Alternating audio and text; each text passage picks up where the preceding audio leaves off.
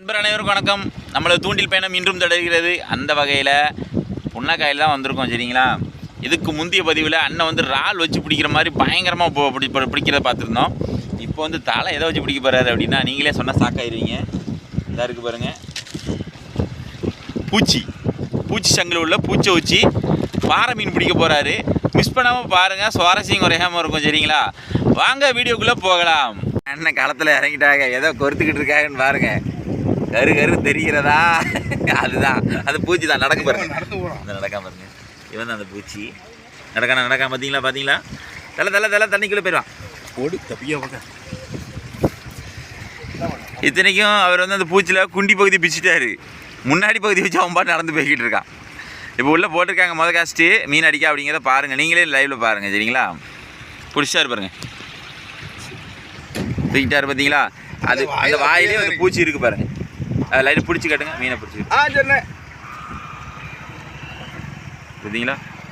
பூச்சி இருக்குங்களா? சூப்பர் தலை, திறமை தான் தலை. நம்ம இப்படி புதுசாக அது எல்லாமே உங்களுக்காக தான்ப்பா. ஓப்பனாக சொல்லணும், உங்களுக்காக தான். அதாவது நீங்கள் ஒரு இடம் போகிறீங்க, இறால் வாங்க முடியாது, மீன் வாங்க முடியாது, நம்ம என்ன செய்ய, என்ன இறைய போட அப்படின்னு நீங்கள் யோசிக்கவே வேண்டாம். நம்ம வீடியோ எடுத்து பார்த்தீங்கன்னா என்னென்ன இறை போட்டு மீன் பிடிக்கிறோம் அப்படிங்கிற எல்லா பதிவுமே உள்ளே இருக்குது. சரிங்களா பாருங்க. ஆனால் ஓப்பனாக நாங்கள் சொல்லியிருந்தோம், அந்த இறால் அளவுக்கு ரிசல்ட் இல்லை. என்ன காரணம்னா, மீன் நிற்கிறது பொடி மீன்.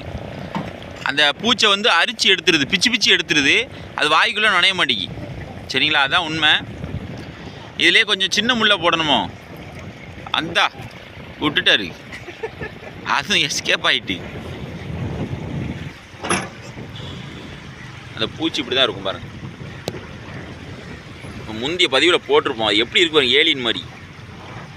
நண்டு ரகத்தை சேர்ந்தது தான் இது. அப்படிதான் இதில் கிட்டத்தட்ட லாப்ஸ்டர் மாதிரி தான். இது வந்து ஒரு செத்த சங்கில் வந்து குடி இருக்கும். பிடிச்சாரு என்ன வருது பாருங்க. இதில் என்ன பண்ணியிருக்காங்க அப்படின்னா, நான் அதையும் சொல்லியிருந்தேன், முள் வந்து சின்ன முள்ளாக மாற்றிருக்காங்க. சரிங்களா, முதல்ல 12 நம்பர் முள் போட்டாங்க, அதுக்கப்புறம் வந்து 14 போட்டிருக்காங்க, சின்ன முள் போட்டிருக்காங்க. சரிங்களா, ஏன்னா சின்ன பறை தான் நிற்கி, அந்த முள்ளுக்கு அடி ஏற மாட்டேங்கி. அதனால் சின்ன சைஸ் முள் மாட்டினோடனே இப்போ பிடிச்சிருக்காங்க. அடுத்து பார்ப்போம். போடு மேலே போடு. இதை பாருங்க, அடியை பாருங்கள், அடுத்த அடியை பாருங்கள்.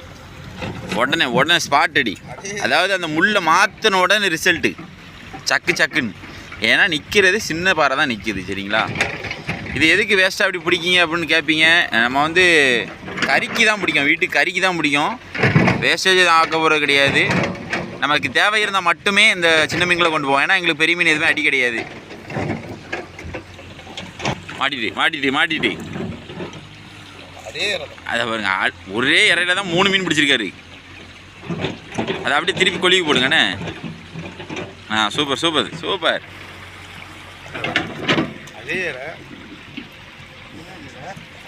போறாரு பாருங்க, போட்டாருங்களா? பிடிச்சாரு பாருங்க. பதிலா சொல்லி கரெக்டாக போட்டிருக்காரு, அதிலே பிடிச்சாரு பாருங்க. அதாவது அந்த இடத்துல என்ன மீன் நிற்கோ அதுக்கேற்ற முள் போடணும். இறை பிரச்சனை இல்லை, இந்த இறையில் நீங்கள் பிடிக்கலாம். ஆனால் அந்த இறால் அளவுக்கு எஃபெக்டாக அப்படின்னா இறாலோட கொஞ்சம் கம்மியாக தான் இருக்குது. சரிங்களா, ஒரு 10% குறைவாக இருக்கும். அது போட்ட உடனே அடிக்கும், இது கொஞ்சம் கம்மியாக இருக்குது, அவ்வளோதான். நல்லா முழுங்கிட்டு 4 மீன் பிடிச்சிருக்காரு. சரிங்களா, அந்த இறையிலே 4 மீன் பிடிச்சாரு. இப்போ 5ஆவது மீனுக்கு உள்ளே எறிகிறாரு. அடிச்சுட்டு எத்தனை, 6ஆவது மீன்.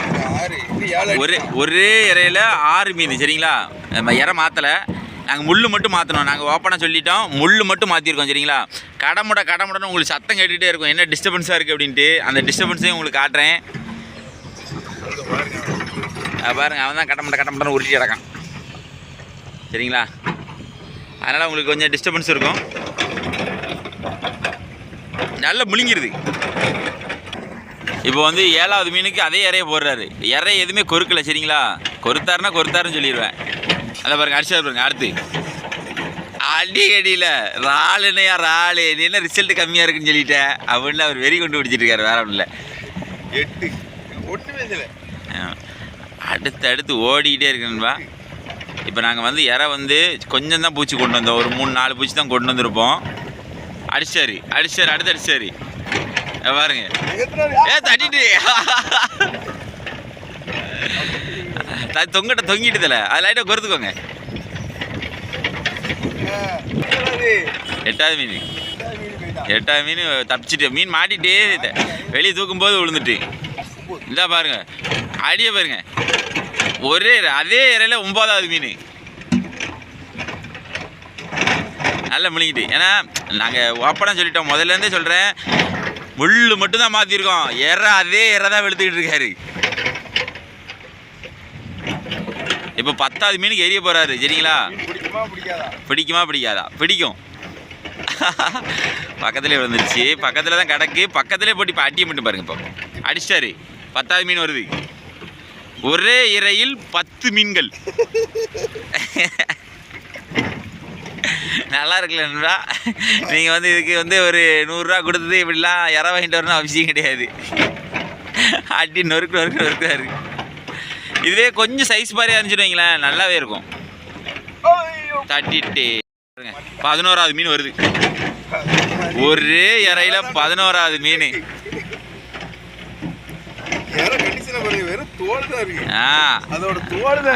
வெறும் தோல் தான் இருக்கு, ஒண்ணுமே இல்லை. நாங்கள் சொல்றோம்ல 11 மீன் பிடிச்சிருக்காரு. சரிங்களா? ஒரே இறையில நாங்கள் இந்த 3 பூச்சி தான் வச்சிருந்தோம் மொத்தத்திலேயே. அந்த 3 பூச்சியை வச்சு பிடிச்சிட்டு இருக்கோம். கடைசி எத்தனை மீன் பிடிச்சிருக்கோம் அப்படிங்கிற முதல் கொண்டு காட்டுற பாருங்க. இதில் நிறைய நான் வந்து பிடிச்ச மீன் காட்டலை இதுக்கு முன்னாடி. அதாவது அது அடிச்சாரு 12வது மீன். 12வது மீன் ஒரே இறையில. சரிங்களா? சரி போடு. போட்டாருங்களா? இப்போ போட்டுட்டு லேசாக அப்படி அசைப்பார், லைட்டாக இழுப்பார், அசைப்பார். பார்த்துக்கோங்க, அது ஏதோ ஒன்று ஓடின மாதிரி இருக்கணும்னா பிடிச்சிருவான். அதை மாட்டிட்டு பாருங்க.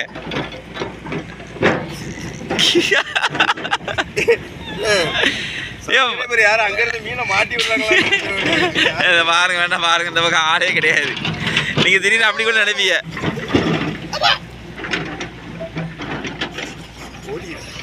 கடைசி துளி ரத்தோனே 13வது.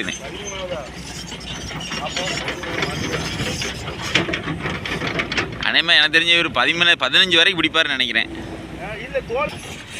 அதுக்கப்புறம் கடி இல்லை, 13 மீன் பிடிச்சிருக்காரு. அந்த ஒரே இறையில 13 மீன். அதில் ஒன்றும் இல்லை. இங்கே காட்டுறேன் பாருங்க. இங்கே பாருங்க, ஒன்றும் இல்லாமல் போன மாதிரி போயிடுச்சு. இது கூட இன்னொரு இறைய லேசாக கொடுத்து அந்த அன்றைக்கி போட வேண்டியது. இது சதை மாதிரி தான் கிடக்கு பார்த்தீங்களா? அந்த ஆள் மாதிரி தெரிஞ்சவனே தான் அடிக்கான். இப்போ தான் வேறு யாராவது அது கூட குத்துறாரு. சரிங்களா? ஏன்னா அந்த ஸ்மெல்லு போயிருக்கும். ரீசன் அதுதான். அதில் சதை இருக்குது, கொஞ்சோட ஜவ்வு மாதிரி.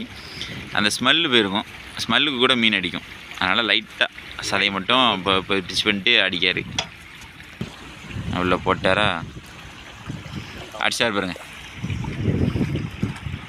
அடிச்சிட்டாருல.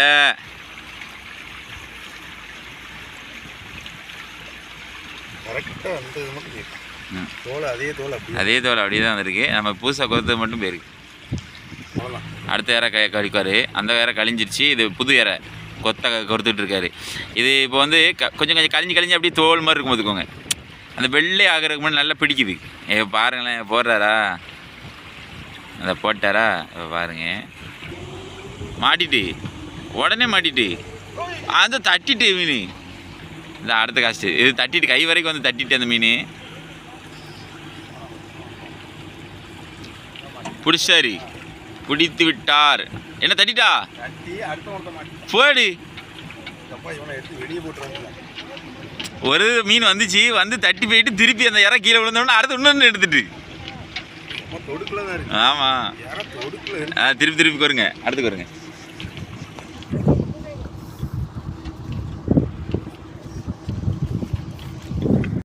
மீன் வருது. அதில் என்ன ஆகிட்டு அப்படின்னா, தட்டிட்டா அதில் சிக்கு கிடக்கு பாருங்க. அந்த சிக்கு எடுக்கிறதுக்கு தான் போனார். அதுக்கு முன்னே மீன் மாட்டிட்டு. அதான் பாருங்க, அந்த சிக்கு எடுக்க போகிறாரா? இந்த சிக்கு எடுக்கிறதுக்கு முன்னே அங்கே மீன் அடிச்சிட்டு அந்த பாருங்க. அவனும் போயிட்டான்.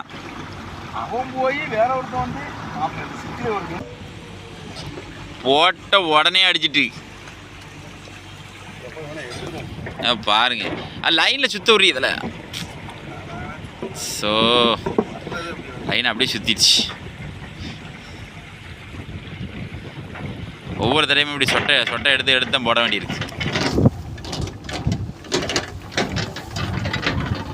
நீங்களே பாருங்கள், இந்த பூச்சிலேடா இவ்வளோ மீன் பிடிச்சிங்க அப்படிங்கிற மாதிரி இருக்கும் பாருங்களேன். நீங்கள் நம்புற மாதிரியே இருக்காது, அவ்வளோ மீன் பிடிச்சிருக்கோம். அதாவது அவர் வீட்டுக்கு கறிக்கான மீன் பிடிச்சிட்டே சொல்ல போனால். அதான் பாருங்கள், அடுத்து எங்கள் தலை வீட்டுக்கு கறிக்கான மீனை பிடிச்சிட்டாரு.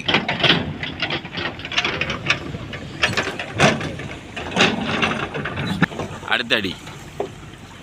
ஆனால் அந்த இற மாதிரி இல்லை நண்பா, 13 மீன் பிடிச்சோம் பாருங்க. அந்த இற மாதிரி இல்லைங்க.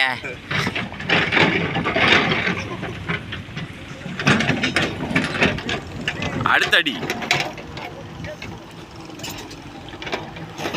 ஐயோ தட்டி போயிட்டா. இல்லை தட்டிலாம் போகல, சிக்காயிட்டு.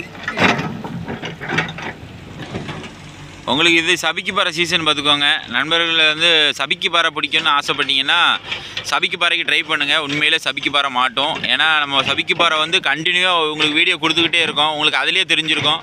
அடுத்ததில் ஹார்பர் பீச்சில் பிடிக்கிறது, ஆமாம் இங்கே புன்னக்காயில் பிடிக்கிறது அப்படின்னு நம்ம மாற்றி மாற்றி சபிக்கு பாறைகள் வந்து பிடிக்கிறத நம்ம பதிவிட்டுகிட்டே இருக்கோம். சபிக்கு பாறை சீசன் வந்து இப்போ ஆரம்பிக்குது. அதனால் 1-2 மீன் பிடிச்சிக்கிட்டே இருக்கும். நம்ம கறிக்கு மீன் பிடிக்கிற அளவுக்கு சபிக்கு பாறை பிடிக்கலாம். சரிங்களா? உண்மையிலே பார்க்குற உங்களுக்கு ரிப்பீட்டடாக தெரியலாம். ஆனால் எங்களுக்கு வேறு லெவலில் இருக்குது சுவாரஸ்யம். நான் மீனை விதைச்சி போட்டிருக்க லைட்டாக காட்டுறேன் உங்களுக்கு. இங்கே பாருங்களேன் எப்படி கிடக்க பாருங்க, மண்ணில் உருண்டு அவ்வளோ மீன் பைக்கு கீழே அப்படி அள்ளி போட்டிருக்காரு. அடுத்து பிடிச்சிங்களா? இதான் பாருங்க, இங்கிட்டு திருப்பு அதை பார்த்தீங்களா? நாங்கிட்டு மீனை காட்டுறதுக்கு திருப்பிட்டு இங்கிட்டு திருப்ப வைக்கணும் மீன் அடியை பார்த்தீங்களா? அப்போ எவ்வளோ மீன் பிடிச்சிருப்போன்னு பார்த்துக்கோங்களேன். அதே அந்த பூச்சை போட்டு தான் பிடிச்சிட்டு இருக்கோம். நாங்கள் எந்த யாரையும் வாங்கிட்டுலாம் வரலன்பா.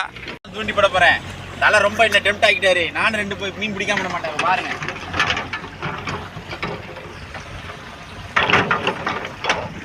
இந்த 4 செகண்ட் கூட வரல.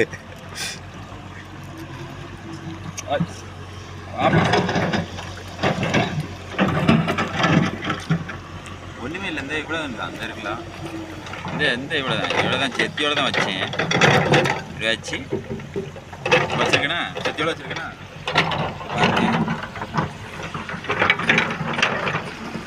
அவ்வளோதான். எப்படி ஒரு 2 செகண்ட் கூட இல்லை. எப்படி தலை யார் எவ்வளோ நேரம் போட்டுக்கிட்டு இற அவர் நிறைய போட்டு. அது மீனை பிடிச்சா மட்டும் போதுமா, அதுக்கு இறங்க கொடுக்குற அப்படி ஒரு எண்ணெய் வேணும். அது தலையால் மட்டும்தான் முடியும். நம்ம அப்படி யோசிப்போமா? அப்படி சுத்துறேன்னா இது கொண்டு வந்து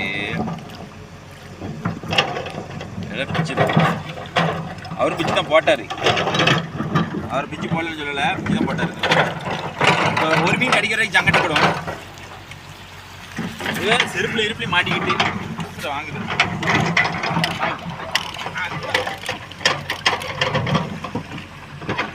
கரு வரைக்கும் எப்படி நல்லா இருக்கு. ஆனால் மீன் வேற லெவல். ட்ரை பண்ணி பார்த்தேன். அதை அடித்து பிரித்து கொண்டு போயிடும். கொண்டு போன பிறகு தப்பி தான் வரும். அதை தூக்கி சவுண்ட் தப்பிட்டு பொறுத்துருது. மீன் கரைக்கே வருது. என்னப்பா விழுந்துட்டான். எங்கே இருக்கு மீன்? இந்த சொல்லி போப்பான். தண்ணியில் தான் கிடக்கான். அவனுக்கு ஐஸ் முடிஞ்சிருச்சு. இல்லைன்னா ஓடி இருக்கலாம்ல தண்ணிக்குள்ள விழுந்த உடனே.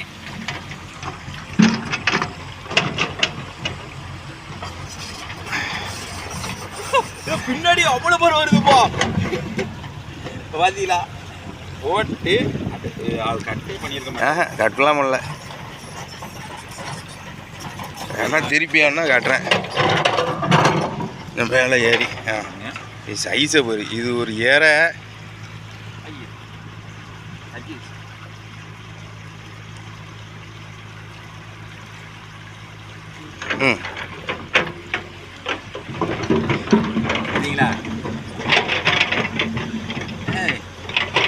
பாருங்க. அண்ணன் பிடிச்ச மொத்த மீனே வெளியே கொண்டாடுறாங்க பாருங்க. எவ்வளோ மீன் பிடிச்சிக்காரு பாருங்க. ஆனால் இது வந்து 2 பேர் வீட்டுக்கு கறிக்கு.